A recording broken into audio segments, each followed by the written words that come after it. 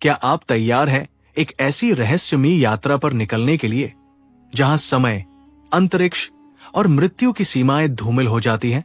आइए महादेव, भगवान शिव की उत्पत्ति की अलौकिक गाथा में डूब जाएं, जो न केवल विनाशक है बल्कि सृष्टि का स्रोत और ब्रह्मांड का शाश्वत सत्य है। शिव पुराण, विष्णु पुराण और श्रीमद् देवी महापुराण की पवित्र कथाओं से बुनी ये कहानी आपको ले जाएगी उस अनंत शून्य में जहां स्वयंभू शिव का प्रादुर्भाव हुआ। क्या था वो अग्निमय स्तंभ जिसने ब्रह्मा और विष्णु के अहंकार को चूर किया? क्यों प्रकट हुए शिव ब्रह्मा के पुत्र के रूप में? और कैसे बने वे सप्तऋषियों के आदि गुरु? हर पल में छिपा है एक रहस्य, हर कथा में गूंजता है कनाद। शिव के 108 नामों की महिमा, उनके तीसरे नेत्र की ज्वाला और तांडव नृत्य का ब्रह्मांडीय रंगमंच आपको मंत्र मुक्त कर देगा। गंगा की धारा, कैलाश की शांति और शिवलिंग की पवित्रता, ये गाथा आपके दिल को छू लेगी। इस वीडियो में खुलेंगे महादेव के जन्म के सारे राज। क्या आप जानना चाहेंगे कि कैसे शिव बने ब्रह्मांड का आधार? तो देर न करें, अभी देखें और शिव की इस दिव्य कथा में खो जाएं। नमः शिवाय के जयघोष के साथ चलिए शुरू करते हैं ये अनंत यात्रा। अनंत ब्रह्मांड की विशालता में जहां सृष्टि, संरक्षण और विनाश का लयबद्ध सन्नाद गूंजता है, वहां महादेव, भगवान शिव का रहस्यमयी स्वरूप अस्तित्व का शाश्वत स्तंभ बनकर खड़ा है। विनाशक के रूप में विख्यात, फिर भी सृष्टि का स्रोत, शिव उस देवता के रूप में पूजे जाते हैं जो समय, स्थान और मृत्यु की सीमाओं को पार करते हैं। उनकी उत्पत्ति जो दिव्य रहस्य में डूबी है, एक ऐसी कथा है जो हिंदू धर्म के प्राचीन ग्रंथों शिव पुराण, विष्णु पुराण और श्रीमद् देवी महापुराण में गूंजती है। ये कहानी इन पवित्र ग्रंथों के सूत्रों को एक साथ बुनती है, जो भगवान शिव, परम सत्ता के जन्म, सार और दिव्य ज्ञान को प्रस्तुत करती है, जिनका अस्तित्व मानव समझ की सीमाओं को चुनौती देता है। प्रारंभिक शून्य में, जब ब्रह्मांड ने अभी रूप नहीं लिया था, न प्रकाश था, न अंधकार, न आदि था, न अंत। इस अनंत स्थिरता में भगवान शिव स्वयंभू, स्वयं से उत्पन्न प्रकट हुए। शिव पुराण के अनुसार शिव का जन्म तो माता की कोख से हुआ, नहीं पिता के बीज से। वे जन्म और मृत्यु के चक्र से बंधे नहीं थे, जो मनुष्यों और देवताओं पर शासन करता है। शिव पंचतत्वों पृथ्वी, जल, अग्नि, वायु और आकाश के अवतार, इन तत्वों से भी परे थे। उनकी अमरता पूर्ण थी, उनका सार शाश्वत। प्राचीन काल के ऋषि ध्यानमग्न श्रद्धा में बैठे शिव को ब्रह्मांडीय चेतना के रूप में वर्णित करते थे, जो ब्रह्मांड के पहले और बाद में भी विद्यमान रहेंगे। उनकी निराकार उपस्थिति ने सृष्टि की प्रथम कंपन को जन्म दिया, जो प्रणव नाद के रूप में प्रतीकित है।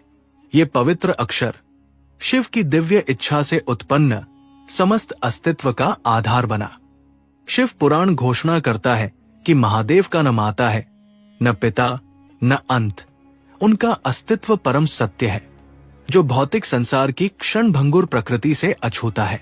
फिर भी विष्णु पुराण एक अन्य दिव्य दृष्टिकोण प्रस्तुत करता है, जो त्रिमूर्ति ब्रह्मा, विष्णु और शिव की उत्पत्ति को एक स्वर्गीय नाटक में जोड़ता है। बहुत समय पहले, जब ब्रह्मांड अभी शैशवावस्था में था, ब्रह्मा सृष्टिकर्ता और विष्णु संरक्षक के बीच एक तीखा विवाद छिड़ गया। दोनों ने सर्वोच्चता का दावा किया। ब्रह्मा ने जीवन सृजन की शक्ति का दंभ भरा, जबकि विष्णु ने इसे संरक्षित करने की अपनी क्षमता का बखान किया। जैसे ही उनकी आवाजें टकराईं, स्वर्ग को कंपाती हुई। उनके बीच एक चकाचौंध करने वाला अग्निमय स्तंभ प्रकट हुआ, जिसकी लपटें अनंत ऊपर और नीचे तक फैली थी। ये स्तंभ तेजस्वी और अबोधगम्य एक ऐसी ऊर्जा से स्पंदित था, जिसने उनके विवाद को शांत कर दिया। ब्रह्मांड से एक दिव्य स्वर गूंजा, जो इस स्तंभ का आदि या अंत खोज लेगा, वही सर्वश्रेष्ठ माना जाएगा। दृढ़ निश्चय के साथ ब्रह्मा हंस बनकर ऊपर की ओर उड़े, स्तंभ के शिखर की खोज में। विष्णु वराह रूप धारण कर नीचे की ओर खोदने लगे, इसके आधार की तलाश में। युग बीत गए, परंतु दोनों में से कोई भी स्तंभ का आदि या अंत न खोज सका। थककर और विनम्र होकर वे केंद्र में लौटे, जहां स्तंभ अपरिवर्तित खड़ा था। उस क्षण लपटें अलग हुई और भगवान शिव अपने तेजस्वी रूप में प्रकट हुए। उनके जटाजूट में चंद्रमा शोभायमान, तीसरा नेत्र ज्ञान से प्रज्वलित और गले में वासुकी नाग लिपटा हुआ। ब्रह्मा और विष्णु उनके समक्ष नतमस्तक हुए। उनका अभिमान भंग हो चुका था। उन्होंने महसूस किया कि ये स्तंभ स्वयं शिव थे, न आदि न अंत, शाश्वत सत्य। विष्णु पुराण इस क्षण को शिव की सर्वोच्चता की स्वीकृति के रूप में वर्णित करता है, जो उनकी परम वास्तविकता की पुष्टि करता है, जो सृष्टि और संरक्षण से परे है। विष्णु पुराण की एक और मनमोहक कथा शिव के ब्रह्मा के पुत्र के रूप में प्रकटीकरण की बात करती है। नवजात ब्रह्मांड में जब विश्व एक प्रारंभिक समुद्र में डूबा था, भगवान विष्णु अपनी शेषनाग पर विश्राम कर रहे थे। विष्णु की नाभि से एक कमल उगा और उस पर ब्रह्मा सृष्टिकर्ता प्रकट हुए। जैसे ही ब्रह्मा और विष्णु ब्रह्मांड की सृष्टि पर विचार कर रहे थे, उनके समक्ष एक तेजस्वी आकृति प्रकट हुई। भगवान शिव, विनाशक और परिवर्तक। ब्रह्मा अपने नवजात अहंकार में शिव की दिव्यता को पहचानने में असफल रहे।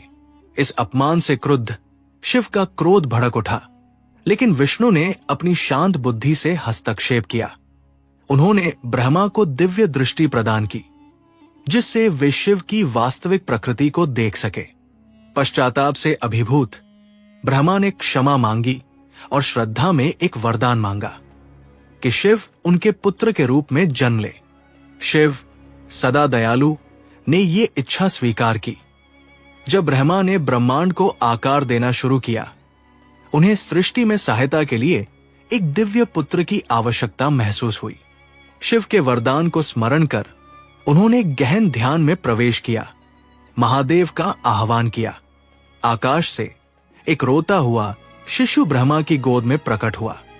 शिव अपने शिशु रूप में एकमात्र बार जब उन्होंने मृत्यु जन्म के चक्र में प्रवेश किया। शिशु के आंसुओं से हैरान ब्रह्मा ने कारण पूछा। शिशु शिव ने उत्तर दिया, मैं इसलिए रोता हूं क्योंकि मेरा कोई नाम नहीं है। ब्रह्मा ने उन्हें रुद्र नाम दिया, जिसका अर्थ है रोने वाला। लेकिन शिशु असंतुष्ट रहा और रोता रहा। ब्रह्मा ने एक के बाद एक नाम दिए, जब तक कि उन्होंने शिव को 108 नाम न दे दिए।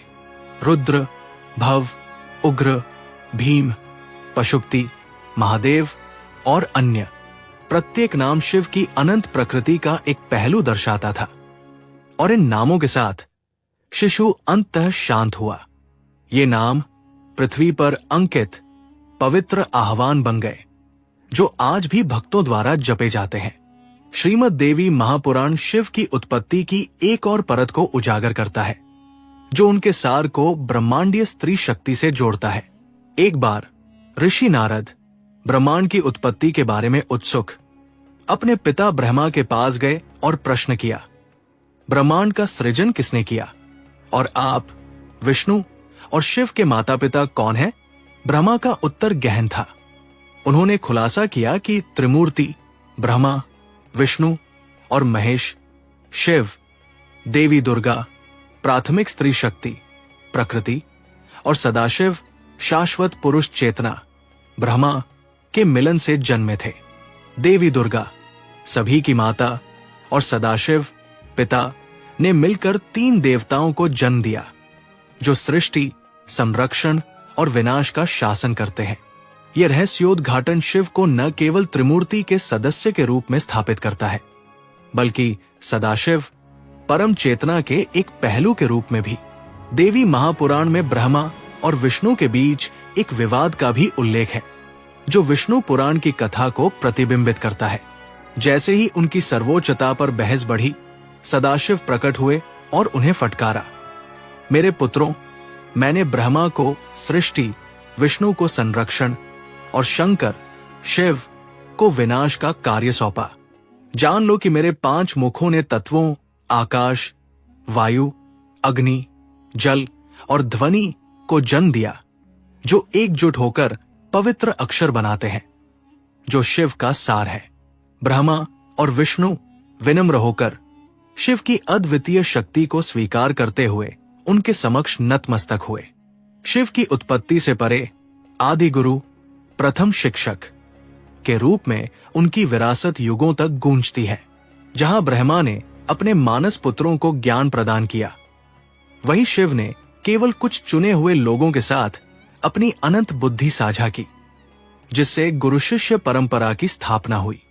प्राचीन ग्रंथ घोषणा करते हैं कि शिव ने सप्तऋषियों अत्रि, भृगु, पुलस्त्य, वशिष्ठ, गौतम, अंगिरस और कश्यप को योग, ध्यान और ब्रह्मांड के रहस्यों की शिक्षा दी। शिव का ज्ञान अधिग्रहित नहीं, बल्कि स्वाभाविक था, क्योंकि वे ब्रह्मांडीय चेतना के अवतार हैं। उनका तीसरा नेत्र सर्वोच्च अंतर्दृष्टि का प्रतीक उन सत्यों को देखता है जो मनुष्यों और देवताओं की समझ से परे हैं। सप्तऋषियों के गुरु के रूप में शिव ने आध्यात्मिक ज्ञानोदय का आधार रखा, जो मानवता को मुक्ति की ओर मार्गदर्शन करता है। उनकी शिक्षाएं वेदों और उपनिषदों में संरक्षित आज भी सत्य के खोजियों को प्रेरित करती है। भगवान शिव स्वयंभू, अग्निमय स्तंभ, दिव्य शिशु और ब्रह्मांडीय गुरु अस्तित्व का रहस्य बने हुए हैं।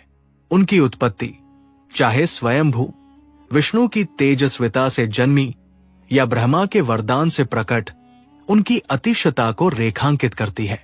वे विनाशक हैं जो नवीकरण करते हैं, तपस्वी जो प्रेम करते हैं और गुरु जो प्रबुद्ध करते हैं। उनकी जन्म की कथाएं शिव पुराण, विष्णु पुराण और श्रीमद् देवी महापुराण में बुनी गई न केवल एक देवता की कहानी, बल्कि स्वयं ब्रह्मांड के सार को प्रकट करती है।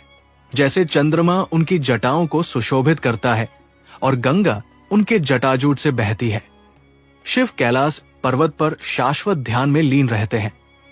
उनकी उपस्थिति इस बात की याद दिलाती है कि वे आदि और अंत दोनों हैं, फिर भी दोनों से परे। उनका डमरू सृष्टि की लय को गूंजता है, उनका त्रिशूल विनाश के संतुलन को बनाए रखता है और उनका तांडव नृत्य जीवन और मृत्यु के ब्रह्मांडीय चक्र को बुनता है।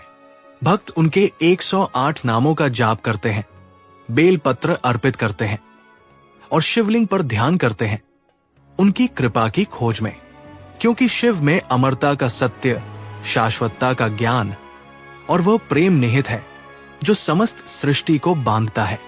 नमः शिवाय ये मंत्र गूंजता है जो साधक को दिव्य से, मृत्यु को शाश्वत से और ब्रह्मांड को महादेव से जोड़ता है।